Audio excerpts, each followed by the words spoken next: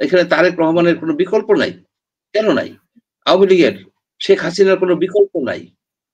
এই যে একটা ধারণার সৃষ্টি হয়েছে, আপনি ধরেন এই যে হোসেন মোহাম্মদ এরশাদের যে দলটা, সেখানেও তো তার পরিবার ডমিনেট করে। আরো অনেক ছোট দল আছে আমরা হয়তো জানি না সেখানে। কিন্তু এই পরিবারতান্ত্রিক ব্যবস্থার বাইর করতে হবে, এর থেকে বেরিয়ে আসতে হবে।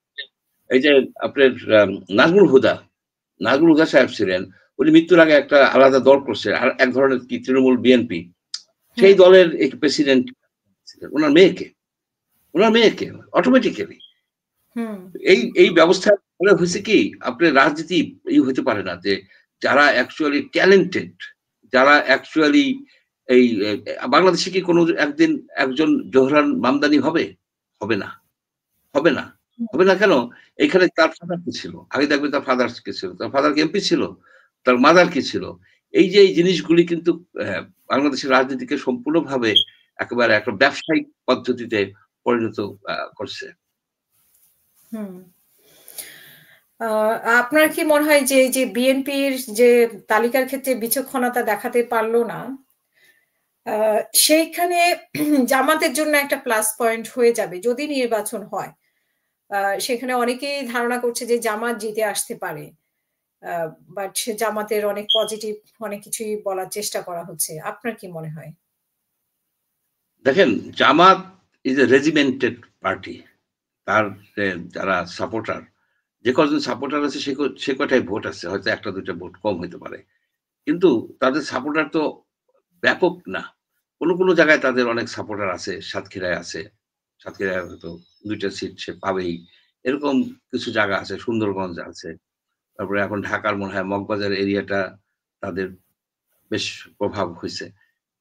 কিন্তু জামাতের সব জায়গায় কিন্তু ছয় সিটে কিছু ভোট আছে, কিন্তু এক জায়গায় কয়েকটা সিটে খুব সম্ভব ১০-১৫টার সিটের বেশি নাই যেখানে জামাত উইন করে আসতে পারে। জামাতের করতে হবে, আপনার কোয়ালিশন করতে হবে।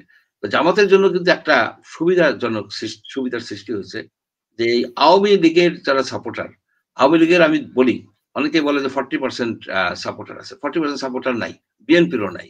অনেক লোক এই ২ পলিটিক্যাল পার্টি থেকে সরে গেছে, কারণ তাদের এই চাঁদাবাজি দেখে অনেকেই আর কি বলে মানে ২টা দলই দেখলাম তো। যদি 20% হয় তাহলেও আপনার কিন্তু প্রায় ৩ কোটি ভোটার হচ্ছে আপনার আওয়ামী লীগের। এই ৩ কোটি ভোটার তারা কি ঘরে বসে থাকবে বা তাদেরকে বসে থাকতে দেবে? জামাত এদেরকে নিবে, বিএনপি এদেরকে নিবে, আপনার এনসিপি কিছুটা নেওয়ার চেষ্টা করবে, তবে তাদের সেই সমর্থন নাই। জামাত আর বিএনপি বেসিক্যালি আওয়ামী ভোটটাকে ভাগ করে ফেলবে। জামাত বলবে যে তুমি না আমাকে ভোট দাও, আমি তোমাদের মামলা মোকদ্দমা দেখব। বিএনপি বলবে তোমরা আমাকে ভোট দাও, আমি তোমার মামলা মোকদ্দমা দেখবো। এরকম বলছে, কিন্তু জানি এরকম এটা বলছে। এখন আওয়ামী লীগের এই ভোটগুলো যদি এইভাবে ভাগ হয়ে যায়, আপনার সুবিধা মতো ভাগ হয়ে যায়, তার ফলে হলো কি, একটা বাঙালি জাতীয়তাবাদীর একটা শক্তি, একটা ফোর্স, সে ফোর্সটা মুসলিম লীগের মতো হয়ে যাবে। এদেরকে তো আপনি আর এক করতে পারবেন না, এদের আর কোনোভাবে এক করতে পারবেন না। সেই জন্য আওয়ামী লীগ আওয়ামী লীগের ব্যাপক অংশই হচ্ছে সেকুলার, ব্যাপক অংশই হচ্ছে বাঙালি জাতীয়তাবাদে বিশ্বাস করে, তারা মুক্তিযুদ্ধে বিশ্বাস করে। কিন্তু কিছু লোক আইসা এটাকে ড্যামেজ করছে। ড্যামেজ যারা করছে তাদেরকে আপনি বাদ দিয়ে দেন, ব্যাড অ্যাপল সব দিয়ে। এই এই যে দলটা সেকুলার রাজনীতিতে বিশ্বাসী ছিল, এবং যারা মুক্তিযুদ্ধের নেতৃত্বে তো আওয়ামী লীগের লোকেরাই বেশি ছিল, অন্যরাও ছিল, এখন সবাই আওয়ামী লীগের ছিল না।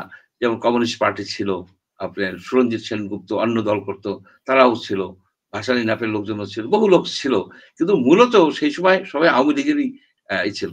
সেই দলটা মুসলিম লীগের মতো বিলীন হয়ে যাবে, এটা ঠিক হবে না। তখন কিন্তু মৌলবাদের যে উত্থানটা কিন্তু আরো ব্যাপক হবে। সেই জন্য আমি মনে করি কি, যে সরকারের উচিত হবে যে আওয়ামী লীগের মতো দলটাকে স্যানিটাইজড করে, ওই যে রিফাইন করে, মানে অর্থাৎ তাদের ভিতর থেকে শামীম ওসমান বলেন, এই ধরনের তো আরো অনেক লোকজন আছে যাদেরকে লোকে আরাফাত, যাদেরকে লোক হেইট করে, যারা আসলেই কারণ আছে হেইট, তাদেরকে সম্পূর্ণভাবে আপনি রাজনীতি থেকে বাদ দিয়ে দেন। আইয়ুব খান একটা আইন করছিল, আইয়ুব খান আইনের কথা বললে তো এখন অনেকেই ই হবে যে তুমি কি সেই আইয়ুব খানের আইন চালু করতে চাও? এবডো বলে একটা আইন ছিল। এবডো আইনে ছিল যে এই লোকরা কোন রাজনীতি করতে পারবে না। কোন জায়গায় দাঁড়াইতে পারবে না। আপনি ওই এবডো আইনের মতো আইন করে দেন, যারা এই যারা এইসব কাজ করছে, তাদের সবাই তো ক্রিমিনালি আপনি করতে পারতেছেন না। তাদেরকে বলেন যে তোমরা কোন ইলেকশনে দাঁড়াইতে পারবে না, স্থানীয় নির্বাচনে দাঁড়াইতে পারবে না, স্কুল বোর্ডেও দাঁড়াইতে পারবে না, কমিটিও যেতে পারবে না। তোমরা শুধু ভোট দিতে পারবা। That's your choice, that's your right. আর ব্যবসা বাণিজ্য করো থাকো, কিন্তু আসতে পারবো না। এরকম হলে 5 বছরের মধ্যে এই যে শুধু এটা আওয়ামী লীগের জন্য না, এটা জাতীয় পার্টির বলেন, এইটা আপনার ইসের বলেন, কি বলেন 14 দল আছে, রাশেদ খান মেননের দল আছে, এরা কিন্তু অনেক দুষ্কর্ম করছে। আমি এদের ভোটাধিকার এনশিওর করতে যাই কোন অবস্থাতে আমি এটা বলবো না যে এদের অপরাধের মাত্রা কম ছিল সুতরাং লেনিয়েন্ট হওয়া উচিত। বরং এই সরকার লেনিয়েন্ট, সরকারের উচিত এদের পানিশমেন্ট দেয়া, পানিশমেন্ট অপরাধীদের পানিশমেন্ট দেয়া, বাকি যারা ইনোসেন্টদেরকে আপনি মেইন স্ট্রিমে নিয়ে আসেন, ইনক্লুসিভ ইলেকশন হবে, একটা নতুন সমাজ গড়ে উঠবে। অসংখ্য ধন্যবাদ। একজন দর্শক আছে, দর্শক নিয়ে আমি শেষ করব আমাদের অনুষ্ঠান। মোহাম্মদ সাকিব মোল্লা, আপনার প্রশ্ন বা মতামত 1 মিনিটে শেষ করবেন প্লিজ। আসসালামু আলাইকুম। আমি স্যারের কাছে একটা প্রশ্ন করতে চাই। প্লিজ। বেগম খালেদা জিয়া অসুস্থ নিয়ে বাংলাদেশে একটা রাজনীতি চলছে, আর তার বিপক্ষে সরকারের একটু রাজনীতি মানে নির্বাচনটা পিছনের একটা কায়দা কৌশল আছে। সেই সাথে এখন বিএনপির এক সাইড চলে গেছে অলরেডি নির্বাচন কমিশনে, গতকালকে গেছিল, কিন্তু এটা প্রকাশ করেনি মিডিয়ায়। খালি এটা প্রবাসীরা ভোট দেবে কিভাবে, এটা না, বড় একটা গুটুপাক আছে নির্বাচন কমিশনে বিএনপি, যখন নির্বাচনটা যেন না হয়, পিছিয়ে যায়। এতদিন তারা বলছে নির্বাচন নির্বাচন নির্বাচন, বিএনপির নেতারা ইদানিং আর বলছে না যে নির্বাচন ইমার্জেন্সি দরকার। সেনাবাহিনীর একটা চাপ ছিল, যার কারণে ডক্টর ইউনূস ফেব্রুয়ারিতে নির্বাচন দিয়েছে, যেহেতু সেনাপ্রধান বলছিল 18 মাস, ডক্টর ইউনূস বলছে ফেব্রুয়ারিতে নির্বাচন হবে। এখন নির্বাচন ছাড়া কিন্তু হইতেছে না, কারণ বিএনপি পিছিয়ে গেছে, এটা 100% শিওর। কালকে নজরুল ইসলাম খান যেহেতু গেছে নির্বাচন কমিশনে, ওইখানে কিছু একটা করেছে মেকানিক্যাল, যার কারণে নির্বাচন আর হচ্ছে না। স্যার, আসসালামু আলাইকুম। অসংখ্য ধন্যবাদ। জি, আপনার কাছে এরকম মনে হয় কিনা? আমি দর্শকের প্রশ্ন দিয়ে শেষ করব আপনার। অ্যাক্টিভলি পার্টি হিসেবে নির্বাচন পিছিয়ে দিতে চাচ্ছে এরকম কোনো কিছু আমি দেখি না, আমি এটা দেখি না। বরং নির্বাচন কমিশন 10 তারিখে প্রেসিডেন্টের সাথে দেখা করবেন বলে একটা রিপোর্ট দেখলাম। কি কারণে দেখা করবেন? হয়তো পারমিশন তফসিল ঘোষণার জন্য। তফসিল ঘোষণার আগে নাকি নিয়ম অনুযায়ী করতে হয়, সেই দেখাটা আর কি করবে। নির্বাচনের জন্য প্রক্রিয়া তারা চালাই যাচ্ছে, এবং বিএনপি নির্বাচন বন্ধ করলে বিএনপি তো কোনো লাভ নাই, বরং ক্ষতি। বিএনপি এখন যদি নির্বাচন হয়, এখনো বিএনপি উইন করবে, এটা তো ক্ষমতায় যাবে। সুতরাং তাদের কোনো লজিক্যাল কারণ আমি দেখি না যে কি কারণে তারা পিছানোর জন্য চেষ্টা করবে, এটাই আমার ধারণা।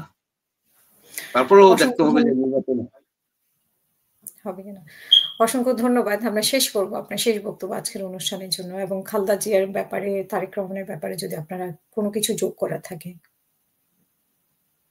আমি মনে করি যে যেটা আমি চাই যে আল্লাহ খালেদা জিয়াকে সুস্থ করুন, উনি যেন দীর্ঘ আয়ু পান। উনার একটা ভয়াবহ রকমের কঠিন সময় পার করছেন উনি, এইটা। সুতরাং একজন বাংলাদেশের নাগরিক হিসেবে আমি আমার সহমর্মিতা আছে ওনার প্রতি, এবং দোয়া করি যেন উনি সুস্থ হয়ে আবার, এবং এই ওনাকে নিয়ে যে এই যে নানা রকমের জটিলতা সৃষ্টি হয়েছে, এটা ওনার নামের সাথে, ওনার রেপুটেশনের সাথে যায় না। এই এয়ার অ্যাম্বুলেন্স আসে কি আসে না, এটা সেটা, এগুলো সরকারের, বিএনপির উচিত সরকারকে ক্লিয়ার কার বলা যে তোমরা একটা এয়ার অ্যাম্বুলেন্স এনে দাও, যার ফলে ওনার এই চিকিৎসাটা ঠিক মতো হতে পারে। এটাই আমার। এখানে মানে সরকারের এবং বিএনপির কোনো একটা জিনিস লুকোচুরি করছে, কিন্তু সেটাই হয়তো জাতির সামনে আসবে যে খুব শীঘ্রই, এরকমই মনে হচ্ছে। হয়তো